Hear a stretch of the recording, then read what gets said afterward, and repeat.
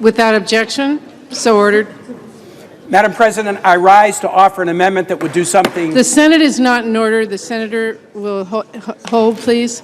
Will senators please take their conversations to the cloakroom? I rise to offer an amendment to strip a single provision out of this bill, the provision greenlighting the Mountain Valley Pipeline. I offer my amendment for three reasons. First, this provision that would put Congress's thumb on a permitting scale is completely unrelated to the debt ceiling and should not be included in this bill. Second,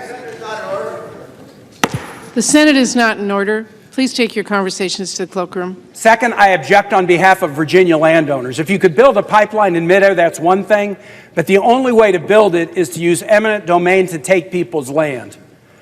Virginians don't want to have their land taken for a pipeline unless there is a thorough process where they have all the rights accorded to them by law, administrative agency, and judicial review.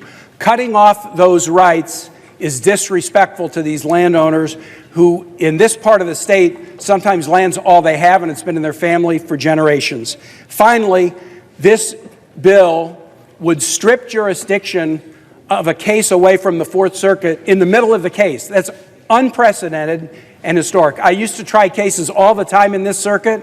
I lost them and I would appeal them. But I wouldn't try to get Congress to strip jurisdiction away from the court because I was unhappy. No everyday person gets this deal. No criminal defendant gets this deal. No small business gets this deal. Nobody gets this deal, and we shouldn't give it to some company just because they're powerful and they have influence in Congress. For these reasons, I ask for a yes vote on my amendment. Madam President?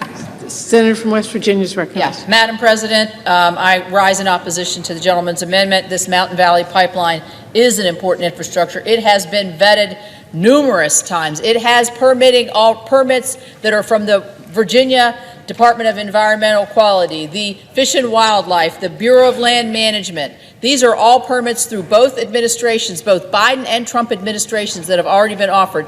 They are in a judicial hellhole right now where they can't get out. This is absolutely essential to the Eastern Seaboard. It is jobs and tax revenues in the state of West Virginia, and I think this is an opportunity for us to cut through this red tape and move forward with a very essential infrastructure package. Madam President. Senator from West Virginia. Madam President, I also rise in opposition. 8 years, 3 administrations, this project has been under review. 8 times NEPA, 8 times between NEPA reviews, 3 times to every. Happy Sunday, friends. It is on the way. New payments are now being approved. Lawmakers in several states have just announced brand new plans that will directly help low-income households financially this year. Congress is working on allocating unspent crisis funds towards new relief programs. My dear friends, please make sure that you watch until the end of this video to hear about all of the details. Also, this coming Friday, I will be announcing new winners for the Walmart gift card giveaway. If you'd like to enter the weekly giveaway, friends, all you have to do is click and like several of my videos and then comment below the keyword of each video that you watch. The more videos that you comment on, my friends, the greater your chances of winning the giveaways.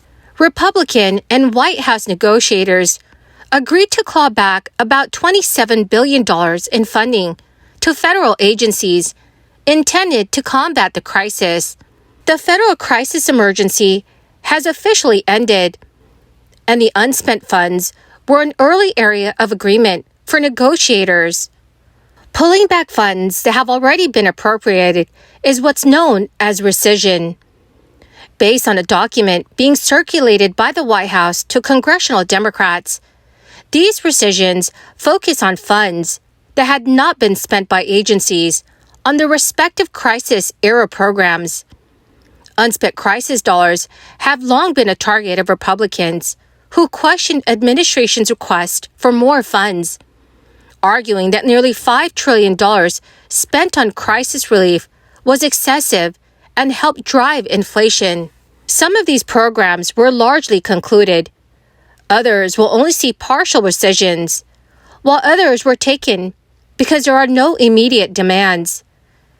While House Budget Director Shalonda Young, who was a key negotiator on the deal, has recently told reporters the appropriators will use some of that money to spread around how they see fit. We didn't get into the individual line items in this bill.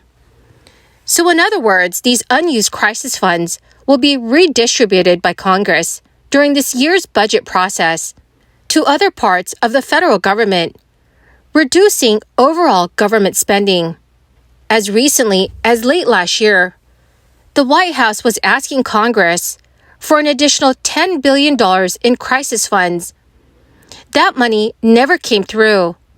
Now the administration has agreed to give back $27 billion, including a significant portion of what remained in the fund for emergency preparedness and response. Many states are also in the process of allocating money towards new programs. A guaranteed income program in the state of Wisconsin issued its latest payment, which is worth $500 to recipients.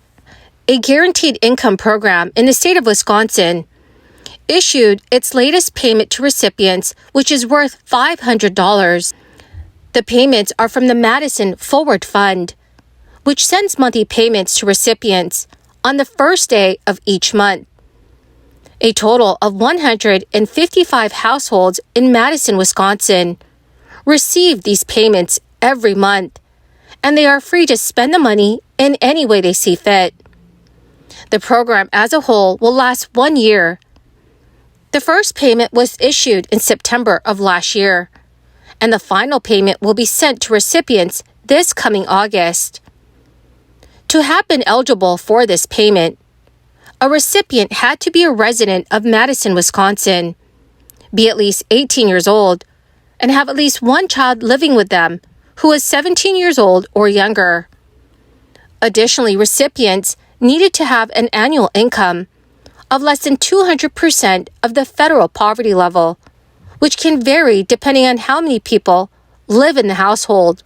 For example, a household of 2 could make no more than $36,620 every year, while a household of 8 could make no more than $93,260 annually. Governor Kay Ivey is backing a one-time tax rebate that could put as much as $800 in the pockets of Alabama families. Speaking in her State of the State address, Governor Ivey said the rebates would be funded through some $2.8 billion in surplus education dollars. Governor Ivey's proposing a one-time rebate of $400 for adults or $800 for families. The Alabama governor told reporters, "A paycheck does not go as far as it did 2 years ago. I am working to give nearly $1 billion back into the hands of hardworking, tax-paying Alabama residents through one-time rebates of $400. Applications for a new guaranteed income program in the state of Massachusetts has recently opened, with selected participants receiving monthly payments of $500 from this program. The applications for the program, Rise Up Cambridge, will remain open for about 2 months and will close on July 31st, 2023. Applications will be approved on a rolling basis. The payments are intended to help households with at least one child, and they are being funded by a $22 million commitment from Cambridge, Massachusetts. Recipients who are selected for the program will be provided monthly installments of $500 for the next 18 months, for a total of $9,000 each. The money that recipients receive from the monthly installments will not need to be reported as taxable income. Well, my magnificent and most marvelous friends, that is the end of my daily stimulus update video for this evening. Thank you so much, friends, for being here and for being part of this community. To say thank you and to show my appreciation, I will be announcing more winners this coming Friday for the Walmart gift card giveaway. If you would like to enter these weekly giveaway, friends, all you have to do is click and like several of my videos and then comment below the keyword of each video that you watch. The more videos that you comment on, my friends, the greater your chances of winning the giveaways. Thank you and have a wonderful and very blessed week.